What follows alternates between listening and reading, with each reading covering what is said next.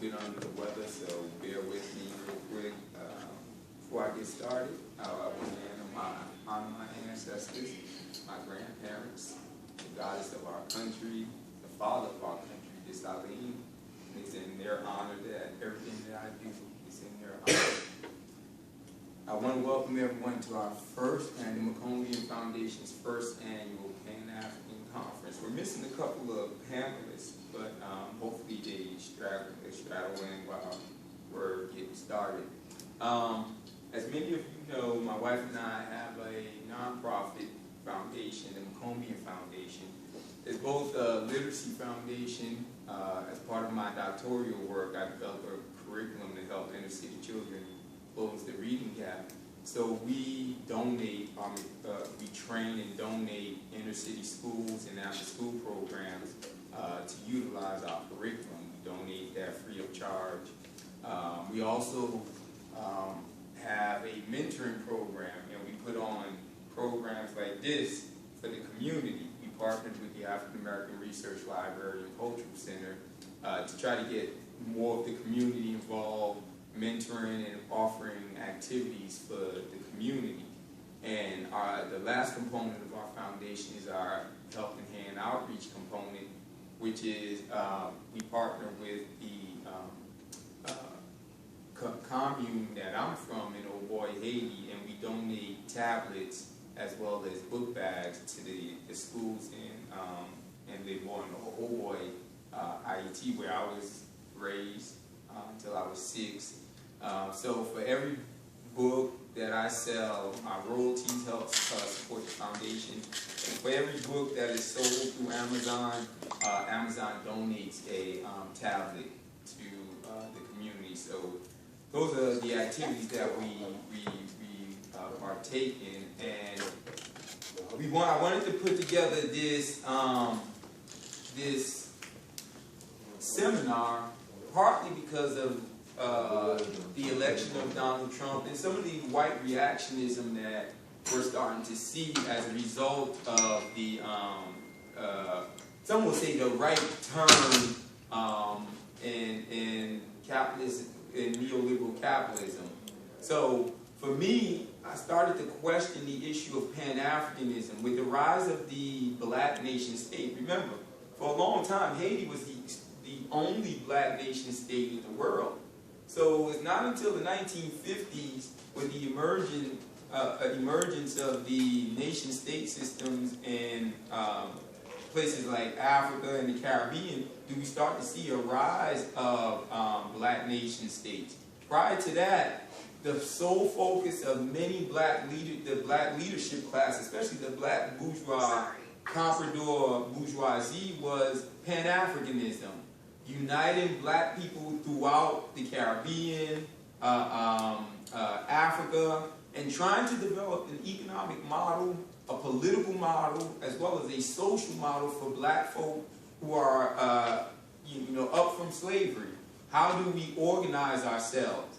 Well, there's a backlash now with this rise of neoliberalism, white reactionism. There's a backlash against Pan-Africanism. So what I wanted to do was put together a group of scholars. I know there's no women on the panel.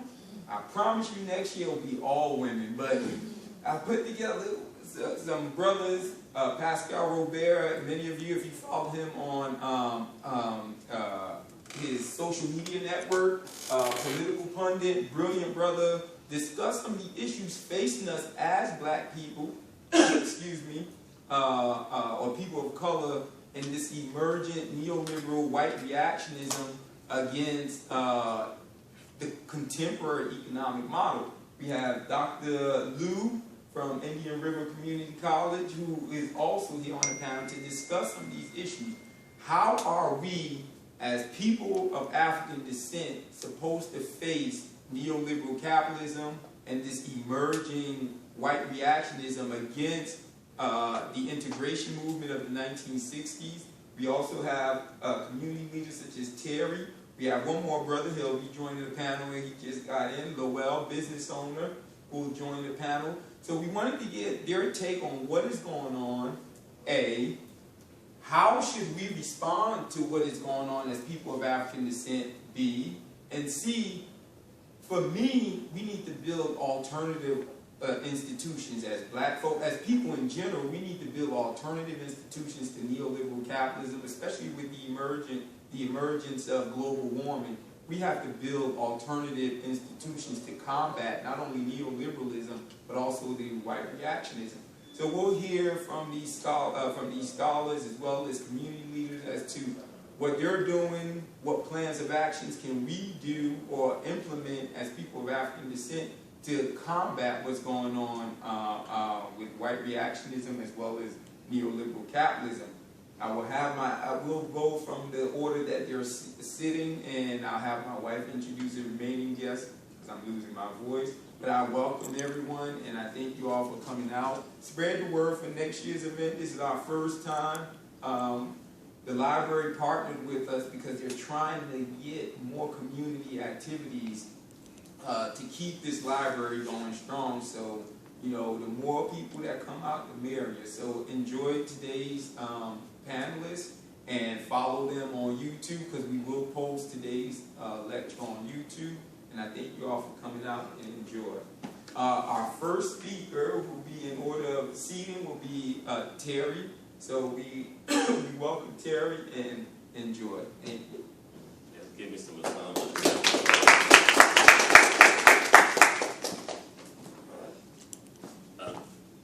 First time I come, I would just remain seated. I don't need to get up if it's okay with you guys.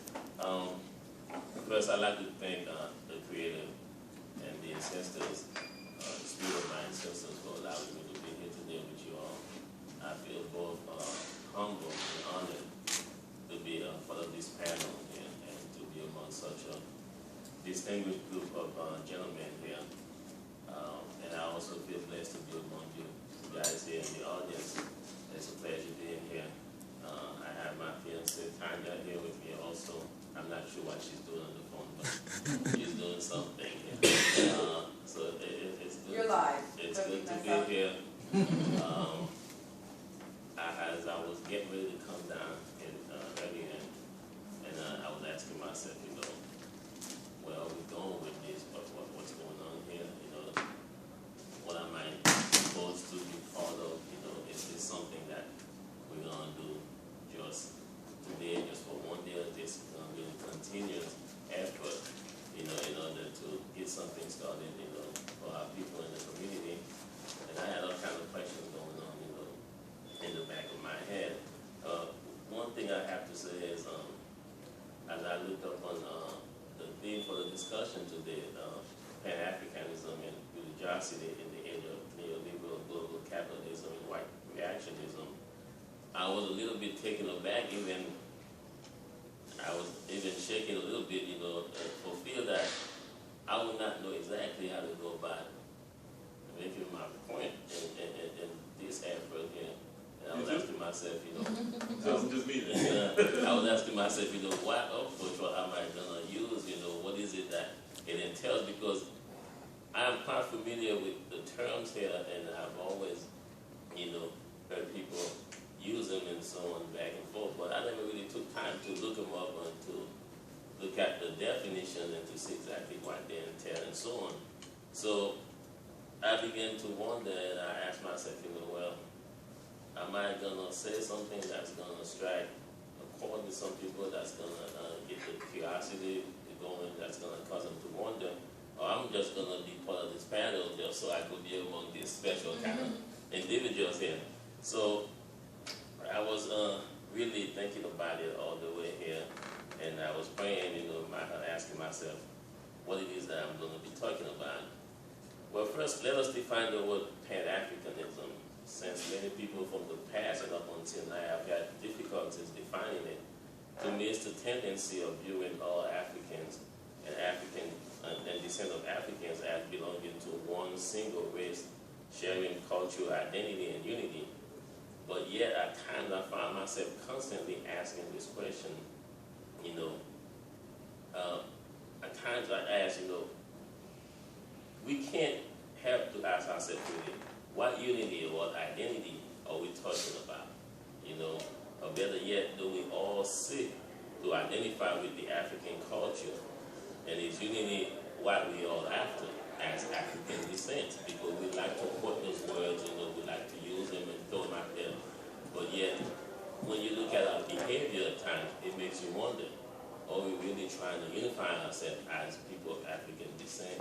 Are we really trying to connect with the African culture, quote unquote, because as you look at some of our brothers and sisters out there, the way they conduct themselves, even the way they dress up, their attire and so on and so on. If you were to ask them one day to dress like those young ladies here one day, they'll feel like they're being insulted. Or to wear dashiki or so on and so on, they feel like, there's something wrong with you here. Because they never knew, they never taught anything that pertains or that relates to Africa, let alone to be talking to them about Pan-Africanism. So a lot of people, begin to wonder at times, where is it that we're going with this ideology of Pan-Africanism and so on, And after the likes of Marcus Garvey, W.E. Du Bois, and many others who have attempted to strengthen the ideology and have not really succeeded, it leaves us to wonder whether it would ever really come to a reality, the idea of Pan-Africanism. Second, what do we intend by religiosity? And in my limited knowledge or expertise, I concluded that all it means is the state of being religious or an excessive involvement in religious activities. And if I was to choose someone to really use as the embodiment of this ideology, I'll pick my own mother. My mom is totally devoted to her faith and at times, can appear as an extremist when it comes to exerting her affection for a religion. And I've seen many out there who display, the same characteristics as my mother. But to what end? Or what purpose? Does being religious cause us to be closer to God? Does it mean that one is not to be viewed as someone who is spiritually enlightened once he embraces a religious faith? Or are we just confused by equating being religious with being spiritual?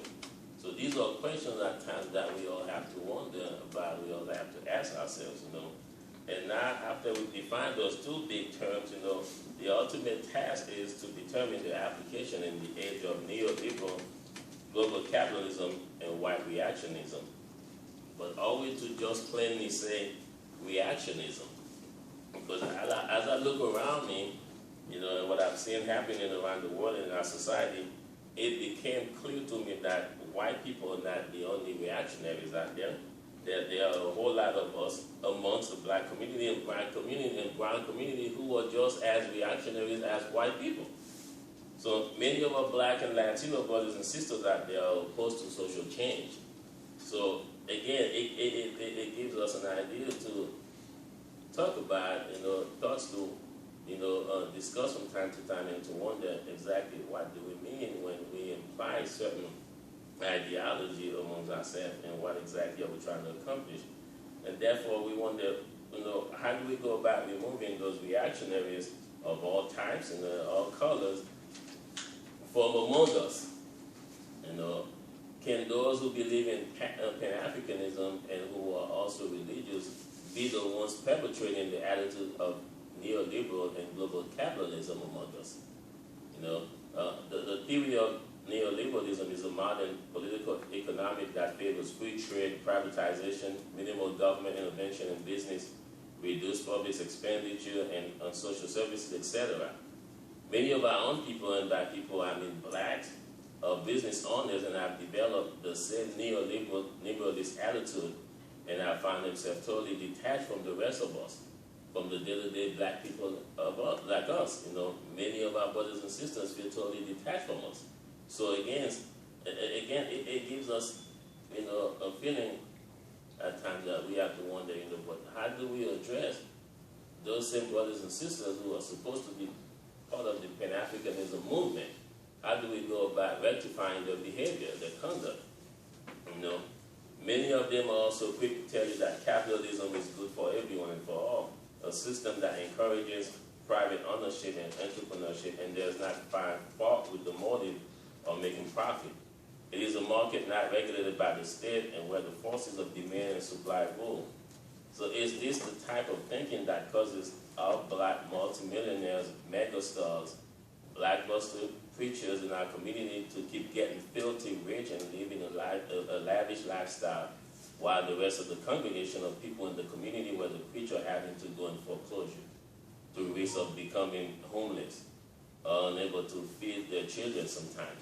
So these are all questions that we all have to ask ourselves sometimes, and we have to sometimes wonder about people, brothers and sisters among us in our community, who are perpetrating the same type of attitude that we are supposed to be opposed to or to be against.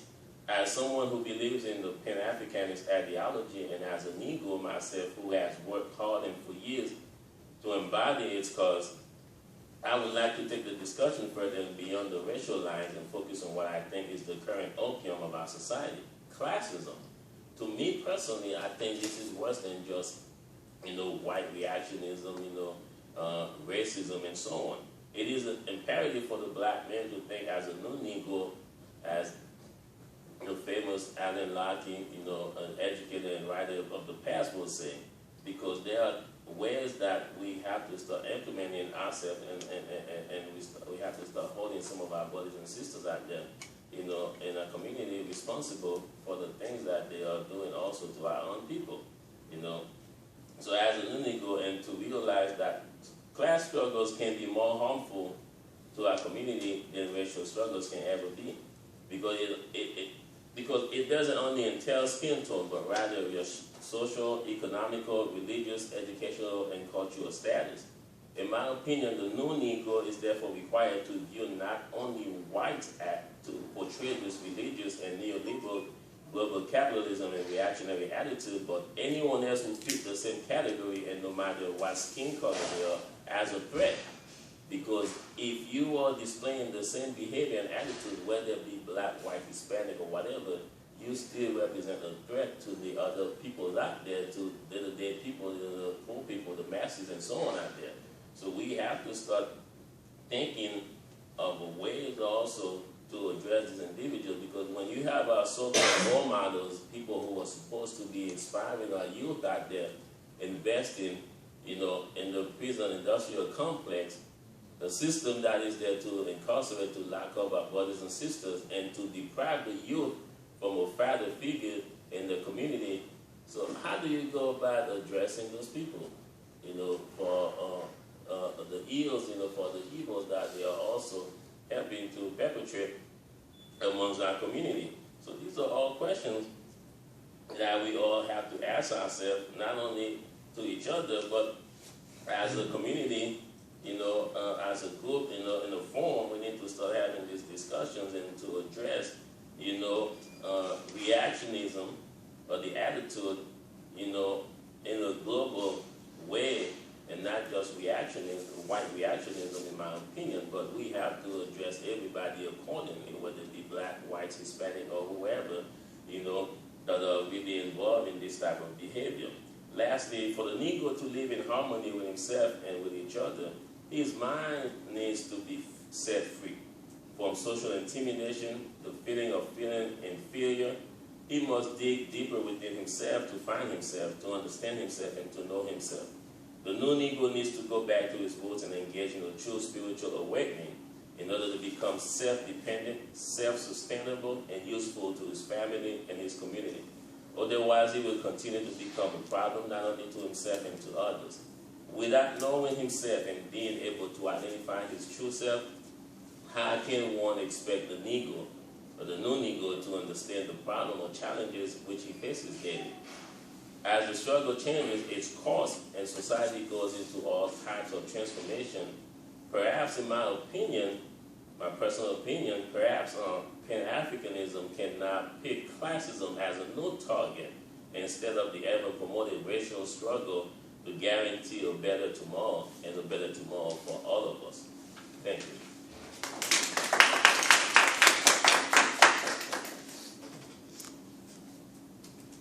Sure. Bonsoir, ça passe, bienvenue. Est-ce que tu sais moi? Well, the very first meeting happened in London in 1900. It was attended by some very important black intellectuals and activists, both coming from Africa and then the diaspora. Guys like Du Bois and the great Haitian intellectual Antonin Fumet was there. So, but one of the tenets of Pan-Africanism as an intellectual movement, that's how you begin, as an intellectual movement, includes intellectual activism, political freedom of former colonies in Africa. Okay, most African countries came to be free, independent in early 1950s, Ghana, and then also, late 1950s and very early 1960s. Also, social activism, black solidarity, economic progress of the black world, and the concept of decolonization was there, of course. One of the central tenets, right, of Pan-Africanism as an intellectual movement. So what I hope to do in my presentation is to talk a little bit about the first aspect of Pan-Africanism, intellectual activism. I have entitled my paper on intellectual reparations. Hegel, Franklin Tavares, Susan Book-Morris, Revolutionary Haiti, and Caribbean Philosophical Association. It's a long title. So I'm going to read, because one of the goals, if we want to gain fight for black freedom internationally, from a Pan-African perspective, I think we have to reclaim our intellectual legacy. So that's what I want to do. So about 6 to 7 years ago, in a short note, I voiced my concern about the decision of the board of Caribbean Philosophical Association to grant the Frantz Fanon 2009 Book Award to Susan Book-Morris for her brilliant work on Hegel, Haiti, and Universal History, which was published by the University of Pittsburgh in 2009. Professor Book-Morris's basic thesis is that the revolutionary events in Saint-Domingue, Haiti, had substantially influenced George Hegel's master-slave dialectic and his major work, The Phenomenology of Spirit, which he published in 1807, only 4 years after the Haitian Revolution. The Haitian Revolution began in 1791 and it ended in 1803. In 1804, the great Jean-Jacques Dessalines, Haiti's founding father, declared Haiti to be independent and free from the yoke of slavery and Western denomination. So, while Book-Morris mentioned the writings of the African historian and intellectual Pierre-Franklin Tavares in her work, she failed to give serious attention to his major claims concerning Hegel and Haitian history. So the CPA board, as I mentioned in my previous message to them, has also failed to recognize the contribution of the African historian, who was actually the first scholar to argue in a series of articles based on his doctoral dissertation at Sorbonne, which he defended in 1989, that Hegel's dialectic thesis was influenced by the Haitian Revolution, and that Haiti had had a tremendous impact on Enlightenment modernity and the history of thought in the West. The Frantz Fanon, this is the argument I'm making here, the Frantz Fanon 2009 Book Award should have been given to Dr. Pierre Franklin, not Professor Susan Brooke-Morse, whose thesis is heavily dependent on Tavares. So, in May 1992, the Haitian journal Chemin Critique, Revue Haitiano-Caribbean, published an excerpt of Tavares' 1989 doctoral dissertation. The article is entitled Hegel et Haïti, ou le silence de Hegel sur Saint-Domingue, Hegel in Haiti, or the silence of Hegel on Haiti. The chief editor of the journal at that time was the renowned Haitian sociologist, anthropologist, and theologian Léonec Hubon. He's still alive. And below is the first page of Tavares' article that was published in Chemin Critique. We're talking about May 1992. Hopefully everybody can see it right here. Okay, it looks like this. This is very important, guys. Okay, this is the first page, 1992. Now, Tavares, as I mentioned, also published many articles. For example, Hegel critique de l'Afrique, introduction aux études critiques sur l'Afrique. Hegel, criticism of Africa, on Africa, introduction to critical studies on Africa. The article, excuse me, and then he also published another article in 1993, Hegel et l'abbé Grégoire, Question noire et Révolution française. Hegel and Abbé Grégoire, the Black Question in Revolutionary France. And then he published another article à propos de Hegel et Haïti, Lettre de Pierre Franklin Tavares à Jean Risla, which was published in the popular journal, French journal, L'Humanité, Humanity in 2006. Now, by contrast, 8 years later, after the publication of Tavares' article in Chemin Critique, Susan Morse published the influential essay entitled Hegel in Haiti. Now, this is the first page of Morse's article. When I wrote my dissertation in 2012 at the University of Texas, UT Dallas, I have entitled The Haitian Turn, Haiti, the Black Atlantic and Black Transnational Consciousness. In my dissertation, I came up with the idea of the Haitian turn to reclaim the significant impact of Haiti and Haitian history in the emergence of Black internationalism, Pan-africanism, and Black radicalism, as well as Haiti's major impact on modern history of ideas in the West. I also came up with the theoretical concept of Black transnational consciousness to explain and analyze the nature, content, and the workings of Black internationalism in the first half of the 20th century. Now, the reason I'm saying this is because I integrated Tavares' work in my dissertation. And I acknowledge his vital contributions to scholarship in Haitian revolutionary studies.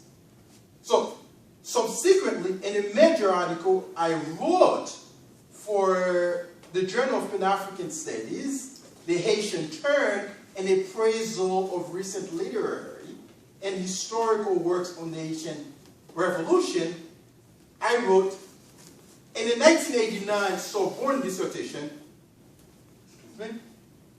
Hegel critique de l'Afrique, Pierre Franklin Tavares strikingly argues that the revolution in Saint-Domingue and the birth, listen to this closely, and the birth of Haiti as a double event. They were the main historical sources, but not the only one, of the famous figure of consciousness entitled Domination and Bondage in Hegel's work, which incorrectly named the dialectic of master and slave. Now, Susan Morse, you know, her thesis, okay, is indebted to Tavares. In fact, she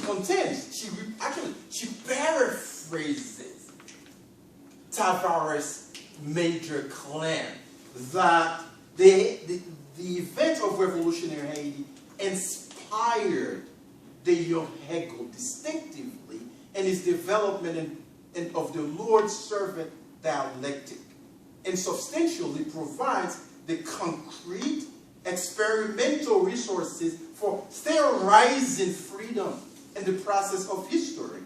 She also insists that the Haitian Revolution has contributed significantly to European critical discourses on subjectivity, freedom, identity, and consciousness.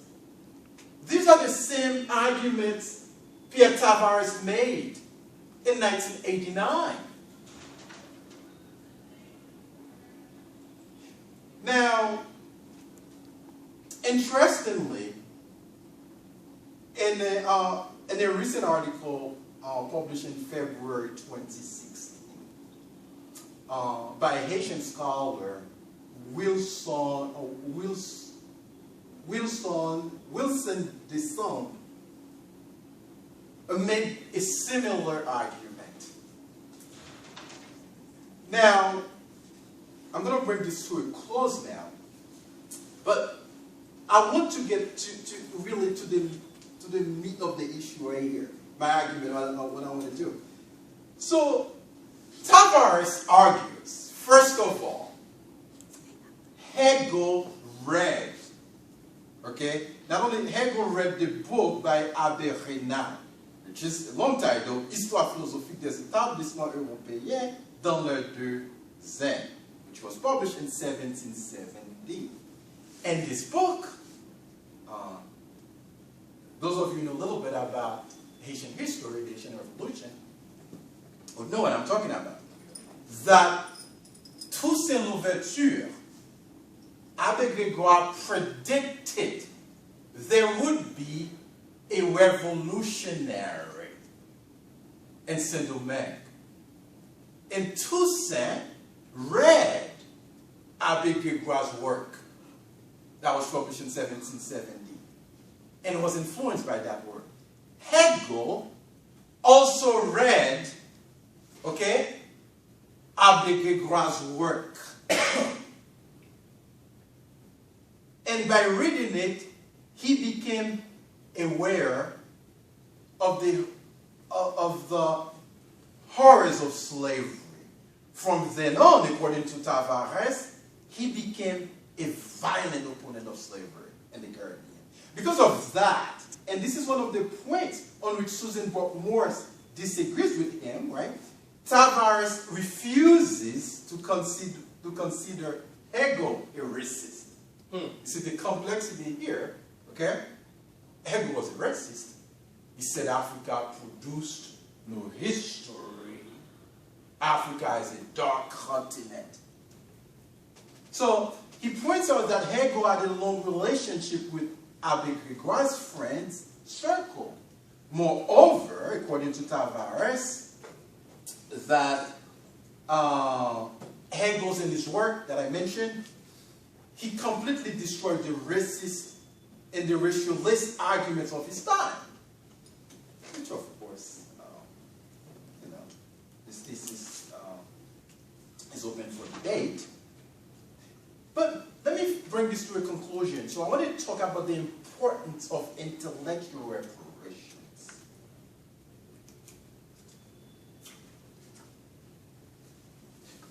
The goal of intellectual reparation is to acknowledge and to recognize the contributions from non-Western writers and those who have been placed in the margins of universal history and the human narrative, especially in the case of African, Black, Asian, Hispanic, Latino thinkers, our work have been cast aside as unimportant, you know, dismissed, you know.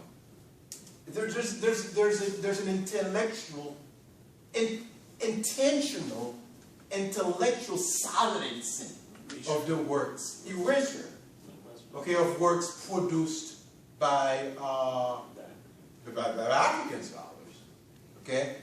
In fact, it was 2016, right? Particularly African females. This is very important, right? And the great African-American sociologist, Alden Morris, right, published a work on W. Du Bois, the scholar denied W. Du Bois in The Birth of Modern Sociology, right? He argued that Du Bois, actually the founder of modern sociology in the West, which white scholars have never given credit to Du Bois, you know?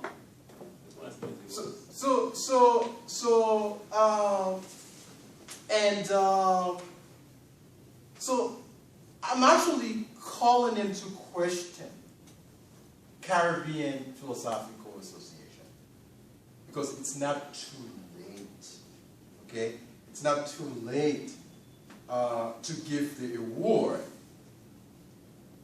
to Pierre Franklin Tavares. I wrote to Tavares, you know, personally to him. I think he's a mayor now. I forgot the country, but he has not responded to me. This article is published in the Pan-African Journal of Pan-African Studies. I sent the article to him.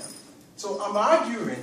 When I'm arguing, like Du Bois, the Haitian anthropologist and thinker Joseph Filman, that which he published the Equality of Human Races in 1885, and his work has been cast aside. This is the first black anthropologist. Filman's work was foundational to the emergence of anthropology as a discipline in Western academia. But his work, again, white scholars have erased his work, right? Now, but Filman himself, this is what he said, right? He says that intellectual reparation is the right thing to do. Il faut réparer au nom de la philosophie morale. We must repair in the name of moral philosophy.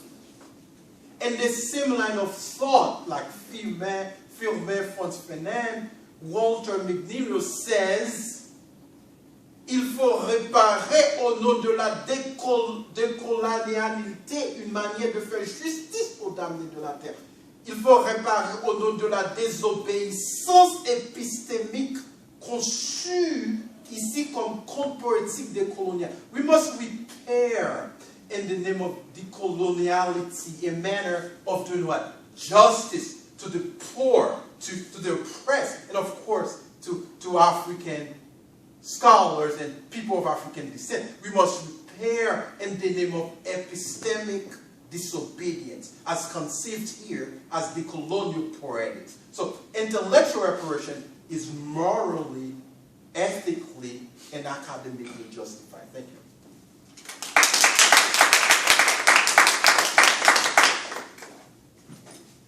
At this time, we have 2 more dynamic speakers left. But before we start, we're going to introduce you to the Haitian Evangelical Baptist dancers. Thank you very much. I'm very honored to be here with ladies and gentlemen, brothers and sisters, particularly during Black History Month. This particular moment actually brings me back to my youth and my college years. Many years ago, Black History Month was something that I look forward to greatly because I went to undergraduate at Hofstra University in Long Island. I don't know if you are generally familiar with that area. And there was a program that they had at Hofstra University called the New Opportunities at Hofstra program. It was a state-sponsored higher educational opportunities program for students of color, black students, so on and so forth. And every year they would sponsor a series of lecturers for Black History Month. Now, for me, coming up as a a Haitian American kid, coming out of Catholic school, these types of Catholic schools, they are not known to imbue you with a sense of racial identity, if you will. I'm being euphemistic, I think, in explanation. So you can imagine me at 18 years old going to my first Black History Month event, and I'm seeing the likes of John Henry Clark, or the likes of Ivan Van Sermon, or and this is something that I was witnessing every year for 4 years while I was in college. So the experience of being a beneficiary of Black History Month on that college campus did the job of being able to rectify that slight programming error that those years of Catholic schools imbued in me, in making me understand my connectivity to not only my Black experience in the Americas, but to the diasporic reality of Africanity and Blackness, and what that meant to be a child of the African diaspora. So for me, in reflecting on that in Black History Month and the subject matter that Brother Mocombeian invited us here to discuss, I entitled my presentation, "What is the Utility of Pan-Africanism in the Age of White Nationalism?" Today, the world finds itself at a crossroads, a very dangerous crossroads. Today, the world is at a point of the most comprehensive rise of reactionary white nationalism ever seen since the advent of the transatlantic slave trade. In fact, one could argue that the only time in the history of humanity that there was such a universal drive to unite around the identity of whiteness was when the empires of Europe all agreed that the place of black people of the globe was forever to be rendered to shackles and chattel slavery. Thankfully, our ancestors on a little island called Haiti put an end to the permanence of that notion. Perhaps only at that time has there ever been an unequivocal spread of the sentiment of white nationalistic salience as exists today. Look at the landscape. In Britain, we have the white reactionary party UKIP, uniting around the notions of Brexit. In France, we have Front National, with the rise of soon probably be President Marie Le Pen. Greece, we had Golden Dawn. In Ukraine, in Hungary, in Finland, every European country in the world right now. Germany is being faced with a massive rise of white reactionary political force that has never been seen before, perhaps in the history of humanity. So in the face of the reality that white people, Europeans, who for thousands of years savaged each other in war, destroyed each other, committed whole genocides against each other, in the face of that history, they are able to unite around their whiteness and the illusion of the belief in their proper role as controllers of the dominion of the realities of the world. Yet in the face of that reality, we have dared to have people of African descent ask the question, what good is Pan-Africanism? Think about that. The people who put your ancestors in shackles for hundreds of years, who even amongst themselves had great conflict, have no problem uniting around their whiteness today. But you and your fellow African descendants are asking the question, what utility does Pan-Africanism have today? Does that not demonstrate a certain cognitive dissonance in the mind of the African diaspora? Because, correct me if I'm wrong, The question should not be, what is the utility of Pan-Africanism, but how can we make Pan-Africanism useful for us right now? Yes, sir.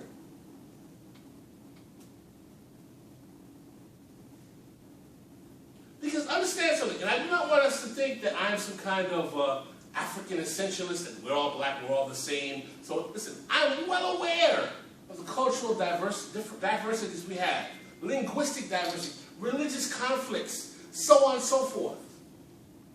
And someone will say that Pan-Africanism is a reactionary concept, and it's a reaction to white racism. Well, that's like saying when someone comes at you with a gun, and your reaction is to shoot back, there's something wrong with your reaction. Just because something is a reaction to a stimulus doesn't mean in itself that the reaction has no basis. If we look at the history of the ideas, and the brother here was very brilliant talking about the rise of Pan-Africanism with the first Pan-African conference in the early 20th century, but the concept of Pan-Africanism in the United States actually goes back before that. It goes back to Martin Delany in the 1850s. Why did Martin Delany, who by the way had never been a slave, Martin Delany was born a free person of color. Martin Delany was a contemporary of Frederick Douglass. Why did Martin Delany feel, and he was a privileged black man, never been a slave, what caused him this sense of urgency that, bruh, I got to get out of here. I got to go. I'm going to Africa. It was a little thing called the Fugitive Slave Act of 1850. What the Fugitive Slave Act of 1850 said is that all you free Negroes who think you're happy up there, don't get too happy, because we're going to come up north and catch you and send you back down south. And this caused an existential crisis in black people in the United States. You can actually argue, as the great scholar Wilson Jeremiah Moses does in The Golden Age of Black Nationalism, that this is what gave the birth of the idea of black nationalism, what gave it action. Some would say David Walker's Appeal was the first publication that talks about collective black nationalist identity, but I would argue that based on Jeremiah Moses' work, that the Fugitive Slave Act is what gave the clarion call, the cri de guerre, if you will, of black people to say collectively we've got to do something. And I'll be very honest, as brothers know, I am not particularly a fan of black nationalism per se. But again, I will not deny that in times of emergency and exigence, certain things have a utility. Now, we can criticize intellectually the results of the Pan-Africanist project of that early generation of Delany and Garvey. We can say, yes, they wanted to put a Victorian Christian face on Africa. But we can also say that these men were limited to the